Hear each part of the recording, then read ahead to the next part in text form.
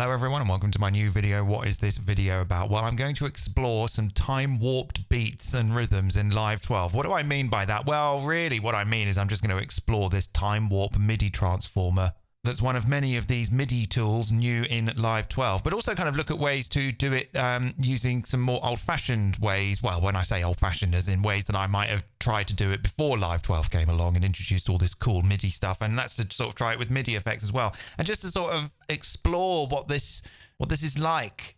I've had a couple of people request videos about doing things about going off the grid, and I'm not really entirely sure what that means. Like, just turn the grid off and just draw beats in with no grid on, or is it kind of like sliding rhythms that aren't locked to sort of metric grids that can kind of change? I don't really know, and I haven't done enough research into that thing, whatever that thing is, going off the grid. What, you mean like The Good Life, like Felicity Kendall? Maybe give some examples in the comments of what that is. But anyway, I'm just going to play around with some rhythms and beats that kind of slide around and go a little bit stretchy and squashy and zoomy and whizzy and whatever. And we'll see what we get, what kind of results we get. Very sort of glitchy rhythms, I think. Granular, perhaps, but doing it with MIDI rather than with a granular synth. So let's get started. I have prepared some beats, some beaty sounds, some drum sound samples. This snare, that kick, and this sort of belly ride type thing, which is sort of very much on the left-hand side. Anyway, so let's start by just putting these into a drum rack and see how we get on. Let's put the kick in there, and let's put the snare in here. Now, in order to start using this time warp MIDI transformer thing, we need to draw in some notes. There's a couple of ways you can do this. You can obviously use the pen. Let's put the grid here to something like 30-second notes. Now we can draw in the pen like this, draw in something like this, and then we can start using the time warp thing. Let's just have a listen to what that's like. Like a bit louder, turn it up. Another way that you can do that, which is another new thing in Live 12, is that you can, I don't know whether it sort of takes more or less time, but you can draw in a note like this, select it, then do Command E, and it divides it into the grid. But then you can change that by going up and down with your arrow keys. Pretty useful, yeah, if you need to divide a note up into bits. But on this occasion, I'm actually just going to use the pen like this. So, turn the pen off. Let's select these ones and then apply the time warp. So what that's going to do, if you look here, it's kind of shifting the distance between the notes in a certain direction. The one here being the longest distance and the 3 being the shortest distance. So let's have a listen to what that's done. Let's do the same thing for the snare as well, and just apply a similar sort of thing here. So we get this type of thing.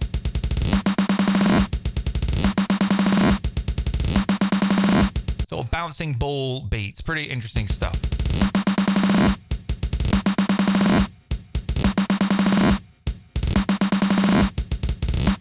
And you can go the other direction as well. Or you can go forwards and backwards. That's weird. I don't really know how this works, but like interesting. It sort of starts fast, gets slow, and then gets fast again over the course of that half note, half beat thing. Let's try it here as well.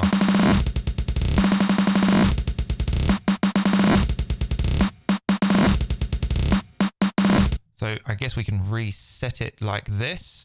No, we've gone way past the point of being able to reset all of that. So if that's fine, let's just set the grid back in here to 30-second notes, draw these all in, and try that again and find something that we like a little bit more. Can we do it to both of them at the same time? Let's see what we get. Oh, right. Okay, so it's moved. No, I don't want that. We're going to have to do them individually. So let's do this cluster of notes first. Okay, and then let's do these ones. We should get a similar sort of thing. Okay, they've gone. Okay, that's kind of interesting, although some have gone off the loop over there. It's kind of weird, isn't it? Anyway, let's keep going with this. Now, another interesting thing with Live 12 that they've added, which I think is really good, I'm very pleased about this, is this velocity ramp. You can select a cluster of notes here, and set the first one to have a low velocity and the high one to have a different velocity. So you can basically create a perfectly, I would say, interpolated or scaled velocity ramp rather than having to do it with the pen. So if you care about those kinds of things, I could see that being incredibly useful. So let's play around with this and go into our sounds here and see what happens when we now change the velocity. That's interesting. So we're getting, you know, a sort of a beat. The beat is superimposed because it's two different sounds happening at a consistent interval, but their actual repetitions are sliding over time.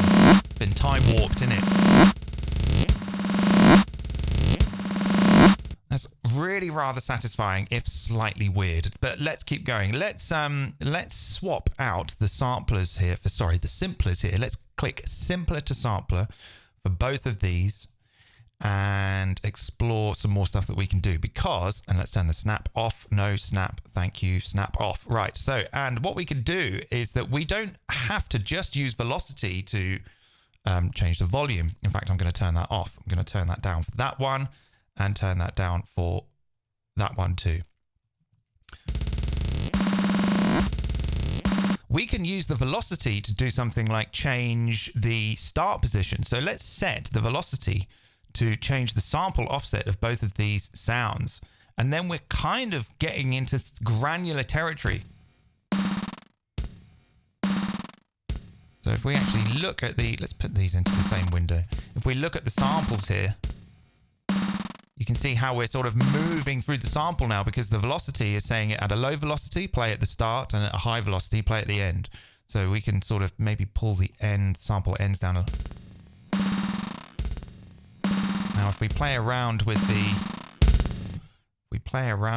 amplitude envelope a little bit on some of these, we can kind of window the grains.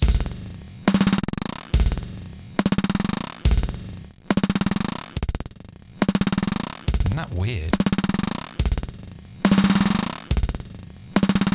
Let's turn re-trigger off on both of these and see what that does. Thank you.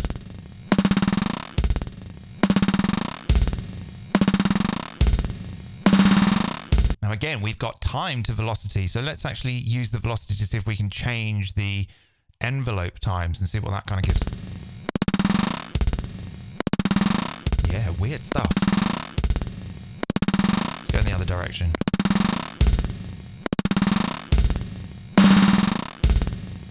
So right at the start with a high velocity, I think the envelope is more open, and when it's lower, it gets more closed.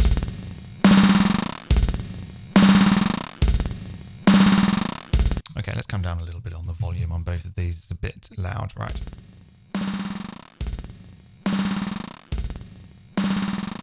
Very weird stuff. We could even do the same thing with the velocity to something like the pitch. The pitch. Let's apply it to the pitch, see what that's like. Huh. Very silly. Okay. So this is actually more the velocity doing the work here.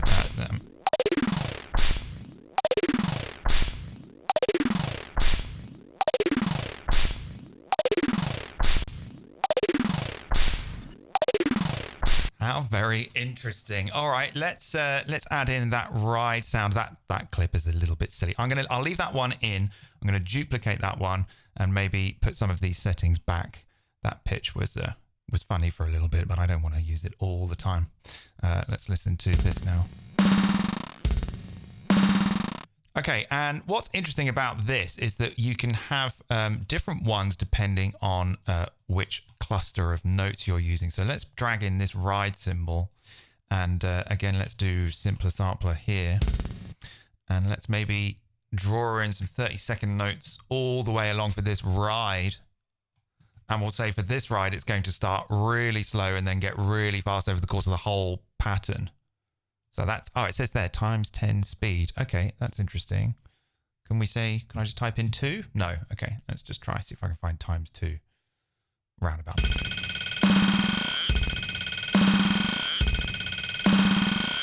Let's do the same thing here. Let's say sample velocity. Let's go in the opposite direction, and then let's ramp the volume here. You can see how it's going backwards. The velocity is now.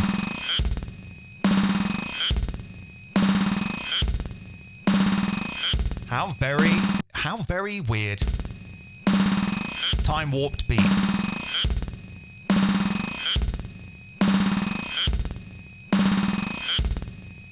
Whoops. I just spilled a little bit of water on the floor. Don't do that at home. Don't do that at home, people. Right, let's keep going. Let's try something different. So that's just kind of doing it all in the MIDI clip with some of these new MIDI tools. But let's try and do it using MIDI effects and see how we can get on with that. Because this is very good. This is all very, very clearly defined and committed to the sequence, which you might want. Or you might want to take a more aleatoric, more modular, random approach and apply the same types of things here, but have them change like constantly, and maybe something interesting will happen that you weren't expecting. So again, I'll take a copy of this drum rack. Let's duplicate it. Let's turn that clip off. Let's delete this clip. And instead, let's put in a long note rather here like that. And listen to this. Okay. All right, I'm going to take out that velocity to time thing here on both of these.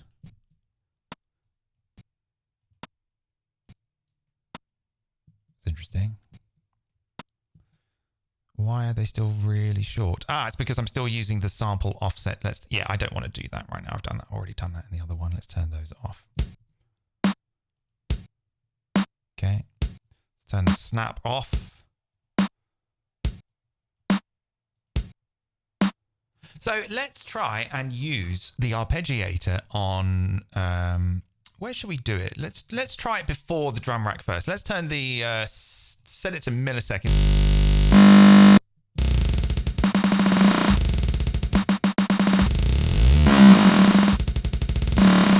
Okay, so let's just start by maybe, let's try the expression control and let's link the random to the rate, but I'm going to use modulate this time, just to see. So the maximum is 1 second, the minimum is 10 seconds, so about halfway is like 510, or I don't know, maybe it's all purely visual and not number based, but let's see.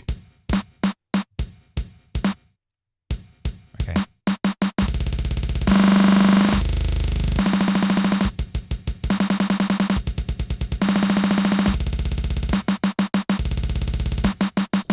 Okay, now let's apply some rise and fall to these randomizations, which is a thing I meant to do in the last video when I was using lots of expression controls, but I'm going to use it here. We can sort of slide this around.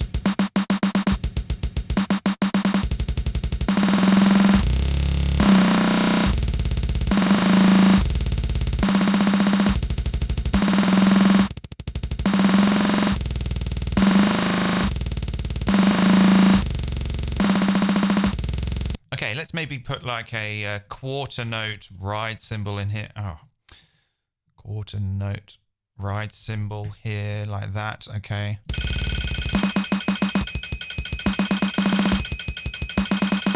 Is this good? I don't know.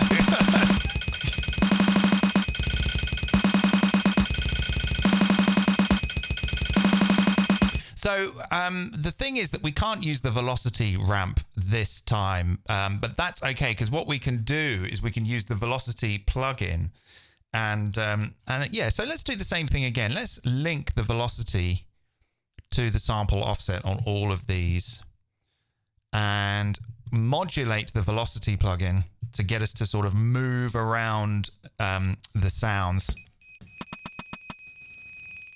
So with a high velocity, we're going to be right at the very end of the sound.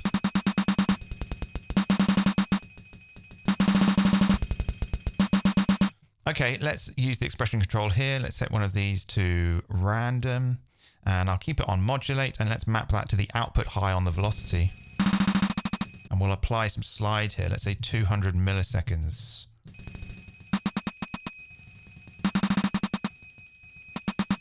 The output range, let's bring it down to about 20%.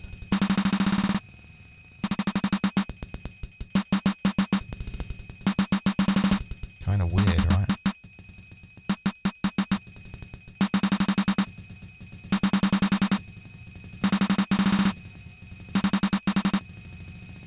Yeah, weird. All right, let's modulate the pitch, like just completely randomly with these LFOs and just see what we get here. Let's just assign this to the pitch. It's a bit too much.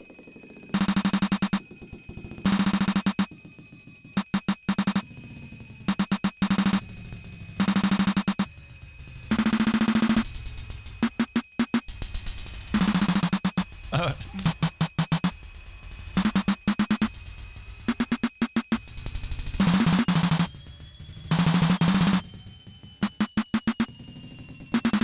What have I made? What am I doing with my life? What the hell is this? This isn't music at all. This is just madness.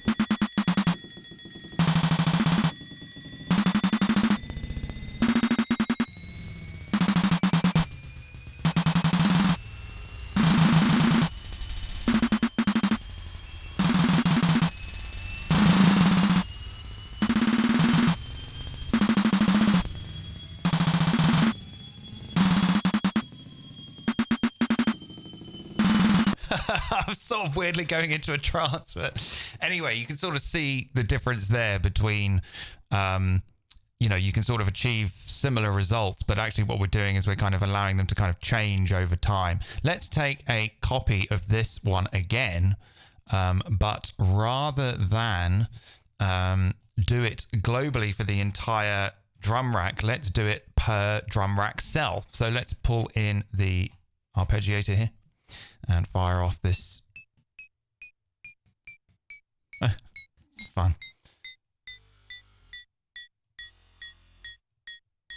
Okay, the velocity is all the way down, I'm guessing.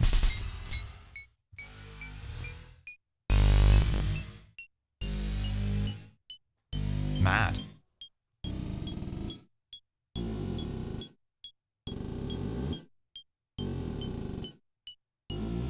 Okay, let's try it with the envelope, the MIDI envelope. Okay, let's see what we can do with this. Yeah, so let's see if we can map this envelope to the rate. Can we go in the opposite direction? Yeah. 50%.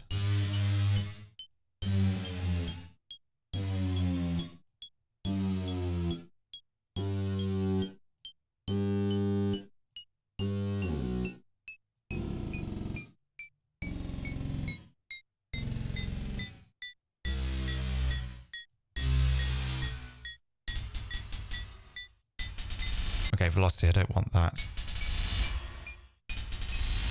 Yeah.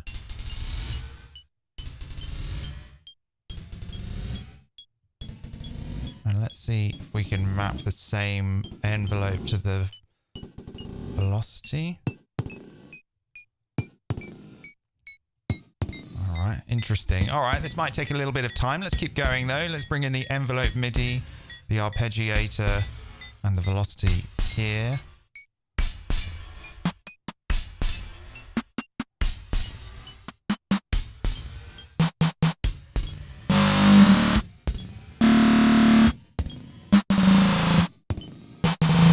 Minus 50.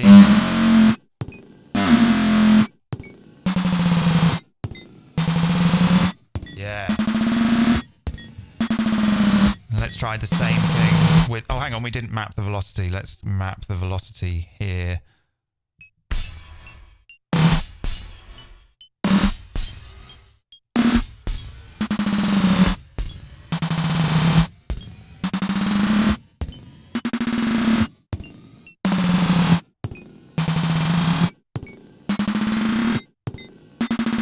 This one is not working as expected because this output high maybe isn't being scaled right. Let's pull this down to like maybe 10%.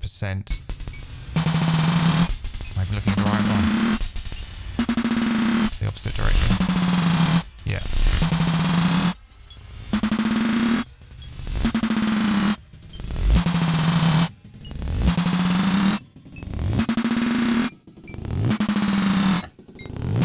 right, just for a laugh, let's dial back in the volume to velocity to volume at about 45%. Let's see.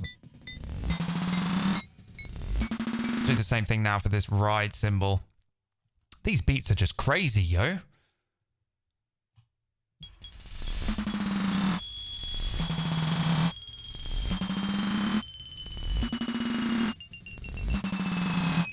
Actually, for this one, I'm not going to use the envelope MIDI. I'm going to use the LFO. Where's the LFO? Let's get the LFO in here and put that after the sampler. And we'll just very quickly map it to the rate here, because then we can go super slow. And yeah, we again need to... I wonder, I can never really settle on how much percentage to apply or how much depth to apply. So let's maybe just make some comparisons here. Let's see what the depth is like. Okay, this is looking pretty good.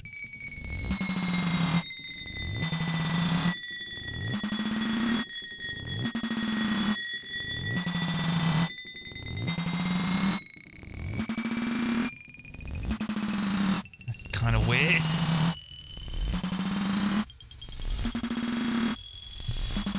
Let's turn on the filter for the snare, set it to morph. And then maybe we can use the velocity to morph the filter. Filter morph. See if this... Yeah.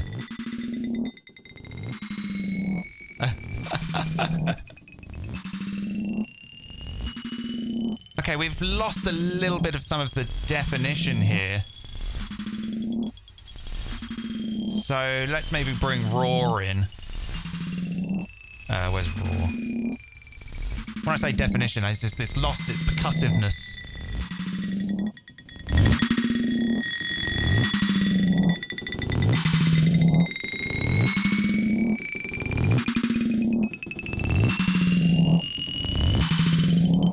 I'm starting to zone out. It's very weird.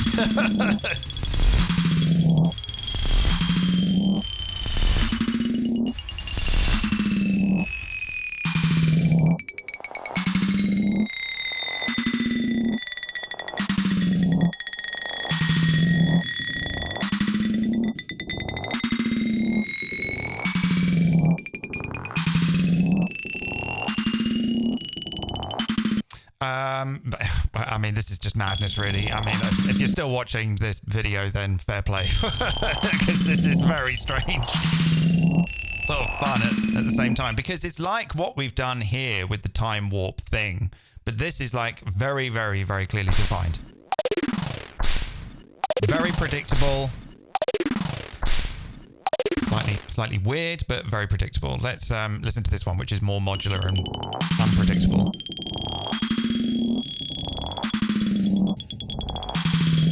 Okay, so we've done beats. Let's see if we can do it with like a synth or something. Let's see if we can get...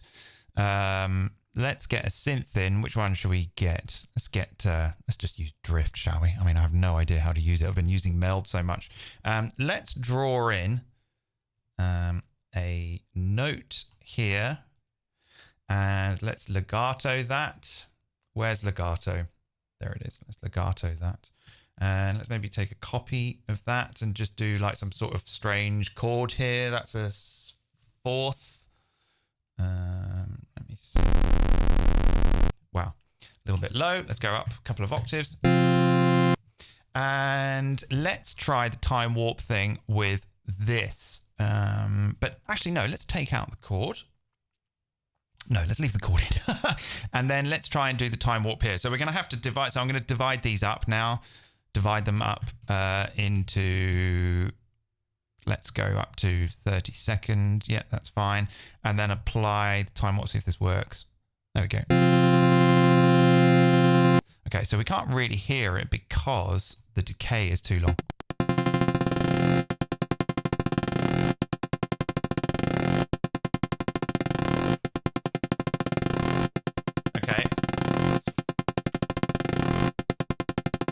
So what would be kind of interesting is that if we could time this so that when the notes are longer, there's more decay, and when they're shorter, there's less decay. Now, how are we going to do that? Well, let's try this with the velocity ramp and the expression control. Let's select all of these notes here, turn the the low ramp down to 1 and the high ramp all the way up. And we probably don't want any velocity to volume. So let's see what we have now. Now, let's bring in the expression control. Where are you? Modulators, expression control. And we can use the velocity here. And we can map that to the decay. And let's see what happens when we do that. Let's turn... Oh, you know what? Let's unmap it. Let's use remote this time. Map that.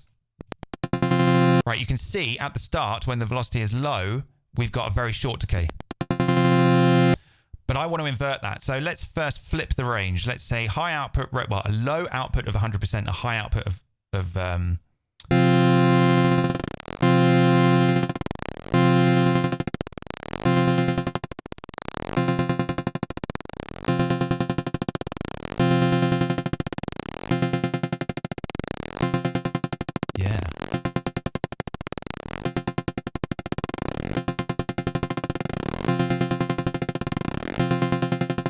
pretty good, right? So as the notes get faster, the decay gets shorter. Very nice. Okay, let's try it with this. Let's take a copy of this track, turn off that clip and get rid of this clip. And instead I'm just going to draw in one long C3 like this. Okay. And again, let's get in the arpeggiator and put that after the expression control. This is very important. So let's set this to chord trigger.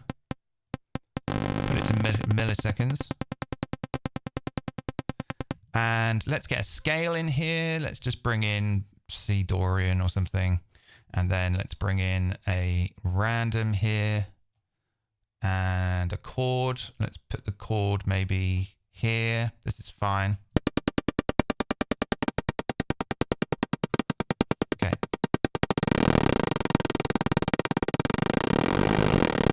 Okay, so this is going to get a little bit tricky because we can't necessarily, or can we? Yes, maybe we can. Let's group the arpeggiator and put a velocity in the same group and macro the high output and the rate to a macro here. Let's see what we can do with this. So let's go map to macro 1 here and map the output high to. So when that is all the way down, that means that is going to have a low output. Oh, I haven't thought this through. I haven't thought this through. Yeah, maybe the expression control will need to go at the end. Right, let's move that all the way to the end and see what we get. Wow. Okay.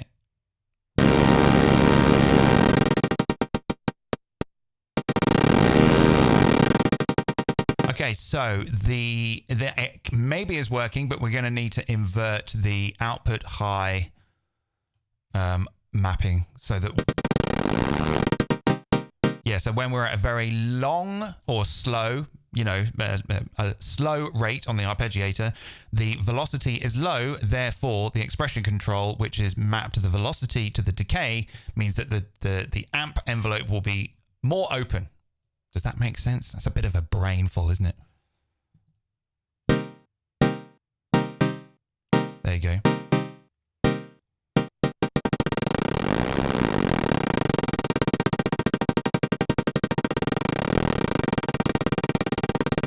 Okay, that kind of works. So let's get in the, let's minimize some of this stuff down now.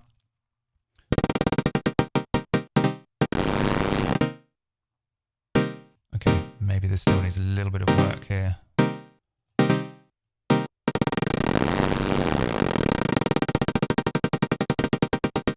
Okay, let's get the LFO in now, and let's just minimize drift down a little bit, and we'll just simply map the LFO to that macro. Like, keep forgetting it's on remote, or yeah, okay, now it's on remote. Okay, so let's map that. And then let's maybe try this new stray waveform, which is kind of cool.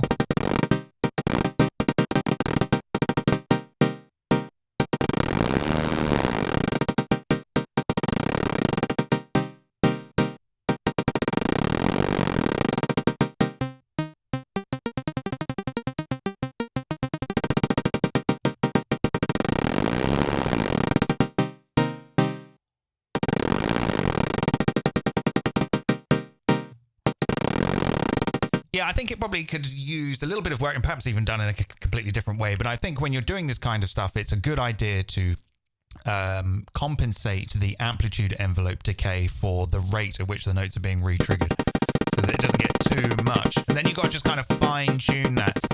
So let's maybe say that 50 milliseconds is the quickest time, and then this could be something like 200 milliseconds is the slowest time.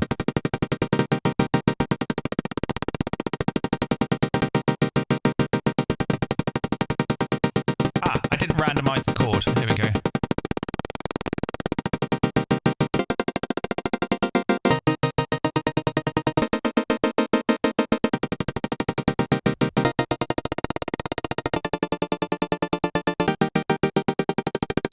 Let's use the glue compressor on this.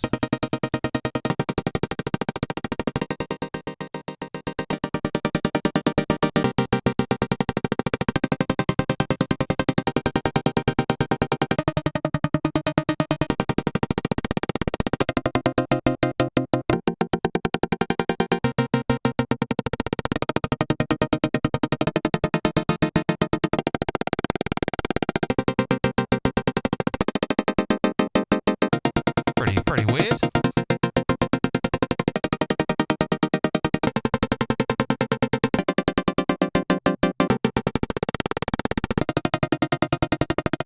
Okay, there we go. Yeah, that's kind of fun. Fluttery, flappy, floppy, flippy, you know, notes all sort of blinking very fast.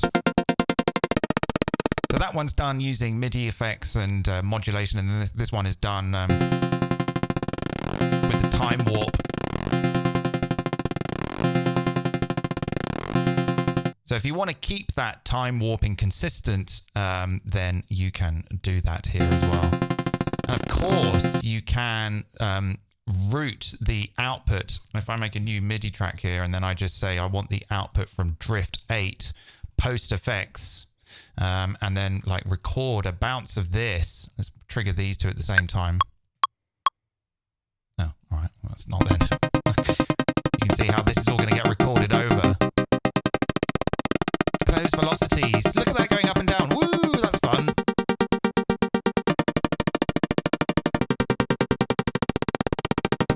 Oh, it's quite relaxing to watch. I've got MIDI ASMR watching that draw these squiggly lines. How relaxing.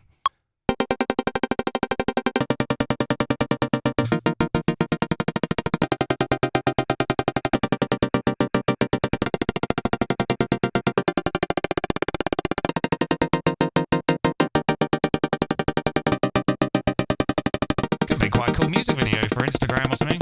Oh, look at those deviations going up and the ramps going up and down there. That's interesting.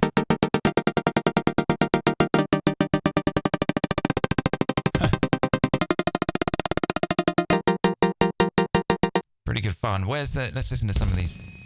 Let's hear these at the same time, see what it's like.